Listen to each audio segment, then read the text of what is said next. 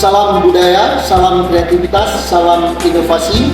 Hari ini saya mendapatkan kesempatan menyelenggarakan sebuah kegiatan Lokakarya Hadimaja sebagai model pewarisan nilai-nilai humanis kultural terhadap generasi muda di Aceh.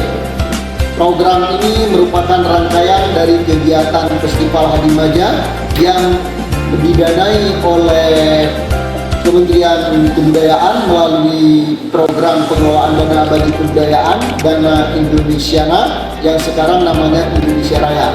Nah, setelah melaksanakan lokakarya ini, peserta nanti akan dibimbing bagaimana menghasilkan hadimaja yang humanis yang sesuai dengan kontekstual, lalu bagaimana cara membacanya.